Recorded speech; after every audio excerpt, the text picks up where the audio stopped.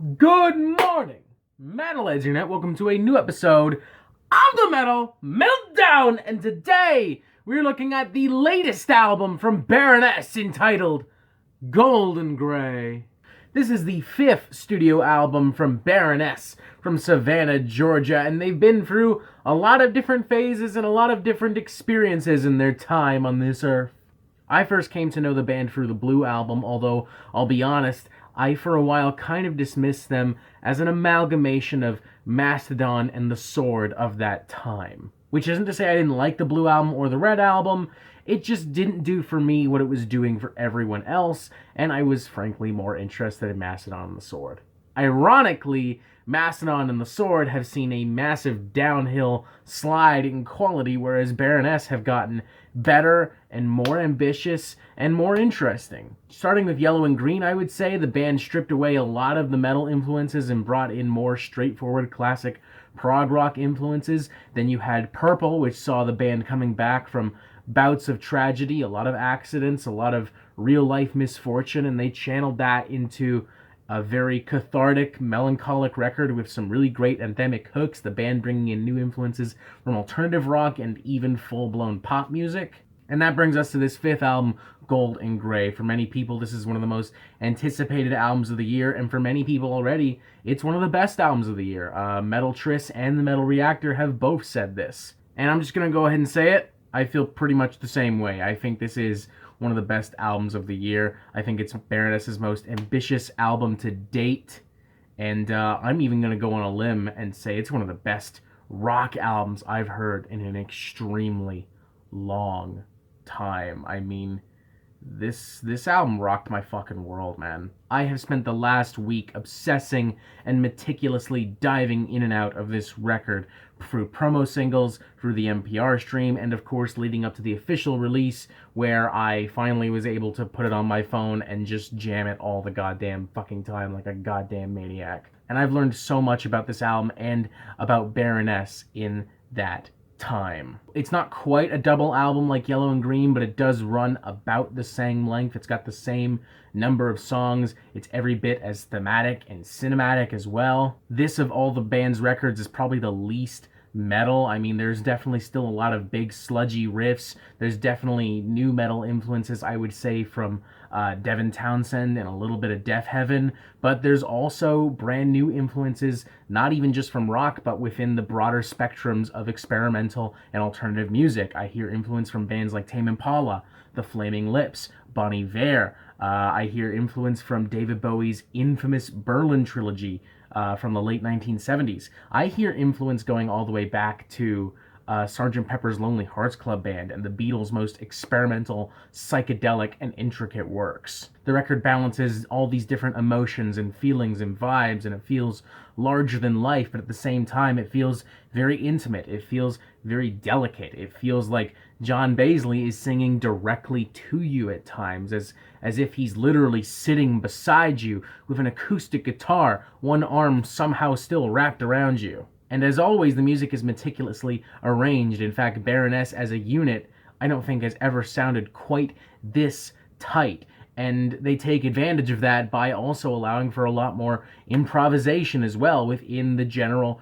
performances, giving this an extra layer of unpredictability at nearly every moment in the record. And if you're sitting there thinking, Robert, this record sounds like it's a bit too much. I don't know if I can handle this. Don't worry, because even in this record's grandest and biggest moments, it's still weirdly very accessible. It still has these great anthemic hooks to reel you in, even in the album's most insane and bizarre moments. And the flow from track to track, it's honestly kind of seamless. It's on par with actually seeing Baroness live, to be honest. Everything is interconnected and everything serves a purpose on this record. To give you a taste of everything that I've talked about so far in this review, take a look at the 3-track onslaught of Tourniquet, Anchor's Lament, and Throw Me an Anchor. Tourniquet is very minimalistic. It has this kind of indie rock, power pop, fusion vibe to it with very simple driving riffs, psychedelic soundscapes, some dreary vocals. The track is continuously building up and evolving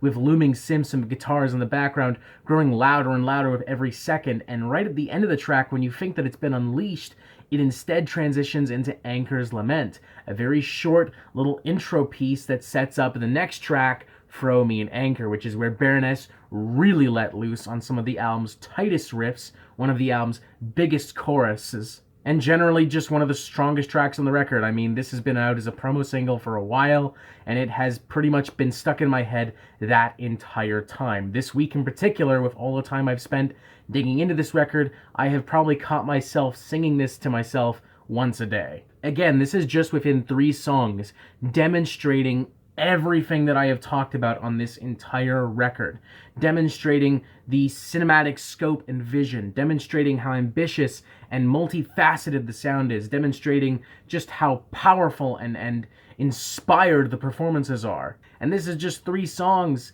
out of like 17. Holy shit! Aside from Fro Me and Anchor, I would say that most of the album's more emotional and heartfelt moments rank among my favorite on the record. Take, for instance, a song like I'm Already Gone, another very minimalistic track with a very sweet, somber melody that is very gently highlighted by these cute little xylophone rings that add a little bit of a childlike innocence to it. It's like a toned-down Tame Impala that somehow got fused with the demo tapes from a long-lost stoner band. Same with tracks like Cold-Blooded Angels and I'll Do Anything, which are 2 tracks where we also see John really starting to flex his lyrical muscles. I mean, across this record, he is consistently a stronger songwriter than he ever was before.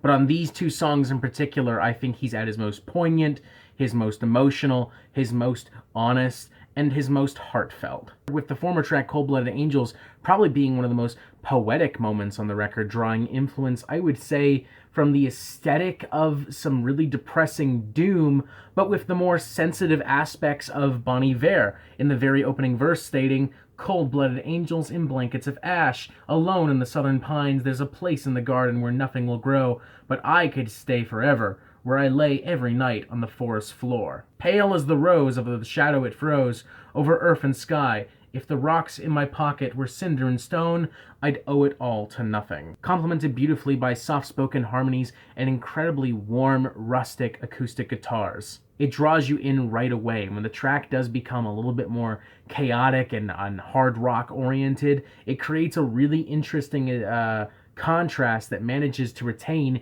the emotional heft. Whereas the latter track, I'd Do Anything, is a lot more blunt, and I think this is where we really start to see John reflecting a little bit on his life, reflecting on his mental health, reflecting on his physical health from Baroness's fatal accident a few years back. Stating, "I'd do anything to feel like I'm alive.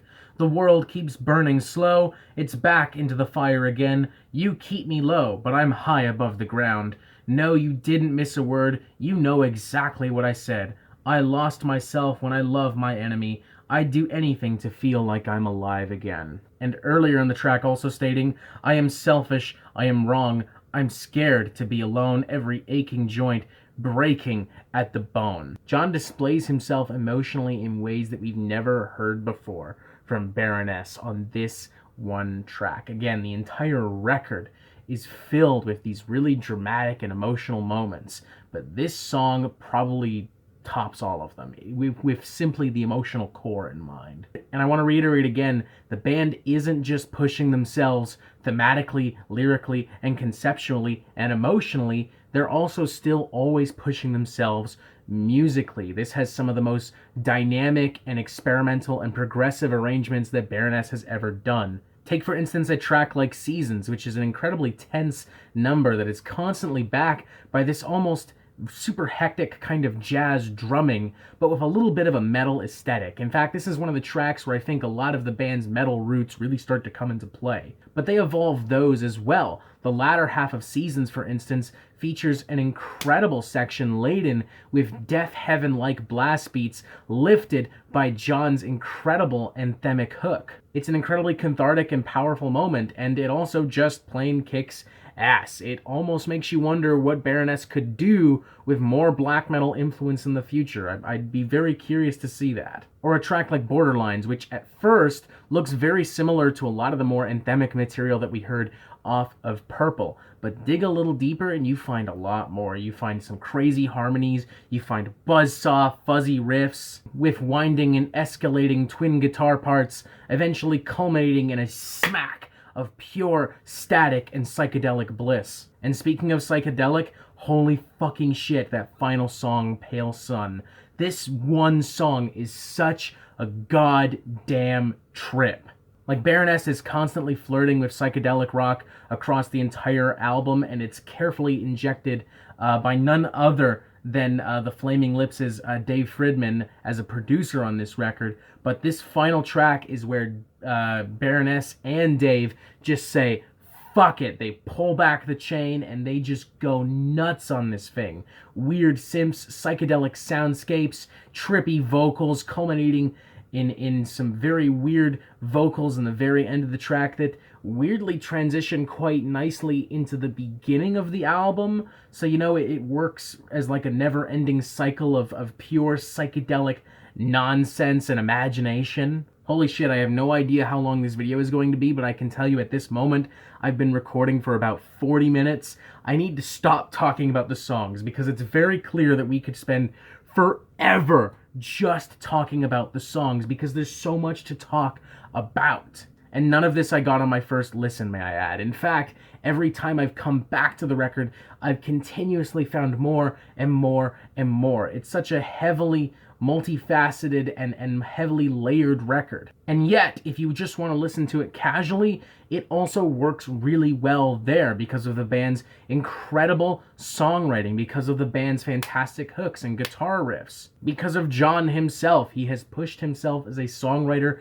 and a musician on here. And I gotta throw it out to the rest of Baroness as well. As I said in the beginning of this review, this is the tightest version of Baroness I think I've heard. And I think because they're so tight, it gave John the confidence and the freedom to go into these weirder territories. So congrats to everyone for that. Congrats in particular to Gina Gleason, whose harmonies and guitar riffs perfectly complement John throughout the entire record. I would not be shocked to find out that she was actually pushing for a lot of this improv and change and experimentation behind the scenes. I am not sure how many times I'm going to have to say it, but since we're already here, I'm going to go ahead and say it again.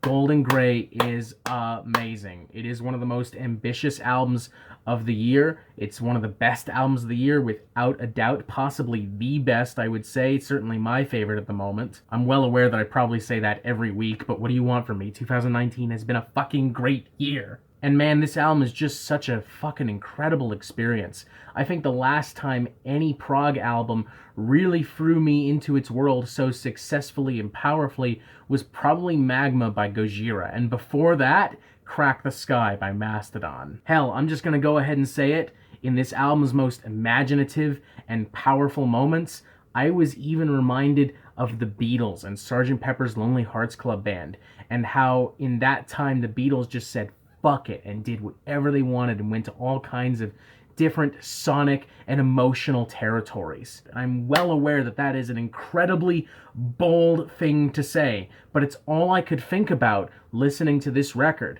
Wow, how fucking huge and incredible and ambitious is this? That's all I could think of the whole fucking time. Jesus, I'd be a fucking idiot to give this record anything less than a 5 out of 5 after the monumental experience that this has given me, after all the time I've spent sitting here talking about this record. I'm sure there are people that might bitch and moan like, oh, they're not as metal as they used to be, and I guess you're not inherently wrong. There's definitely less metal now than there ever was before. But A, I don't care, B, I don't care, and C, I don't care. I have no problem recommending this to really anyone that enjoys thoughtful, considerate, and powerful music. I mean, I would very happily recommend this to people who don't give two flying fucks about metal. And not just because there's inherently less metal on here, but because it's such a well-structured, composed, and articulated record, because it's so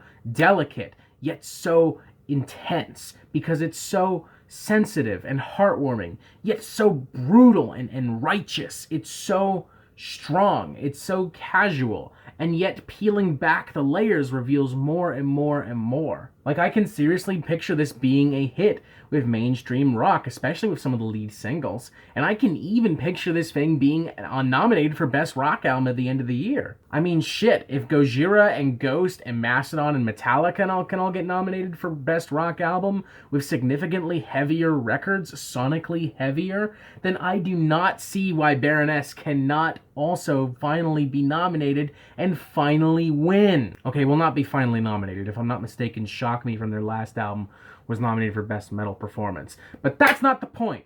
That's not the point at all. It's not the point. At this point, I am truly fucking rambling, so I'm going to attempt to wrap this up as neatly as I can right now. Golden Grey, one of the best albums of the year, one of my favorite albums right now, period. One of the best rock albums I've heard in recent memory. One of the most ambitious, imaginative, creative, heartfelt, and still heaviest records, you know? I mean, again, maybe it's not sonically the most heavy, but tonally and aesthetically and conceptually, holy fuck! I guess to put it real simple, it is kind of a perfect record, and that's not something I throw around lightly. In the entire time I've done Metal Meltdown, I've given 4 albums a 5 out of 5, one of which weirdly was not that long ago in the form of Full of Hell's Weeping Choir. But c'est la vie, we're not here to talk about Full of Hell. More importantly, this is why you need to believe me when I tell you that this is a must-have album, a must-listen album, and a damn perfect album. I really don't know what else to say at this point. In fact, even now I feel like I'm repeating myself. 5 out of 5. Fucking perfect. And that is it for the Metal Meltdown. I'm not an expert, nor do I claim to be, so what do you think? Do you like this record? Do you love this record? Of course you do, because you're not a fucking idiot. But if by some wild chance you disagree, feel free to let me know, I guess. Whatever. Make sure you press subscribe so you get updates on Metal Meltdown fucking immediately, and you have yourself a fantastic fucking day.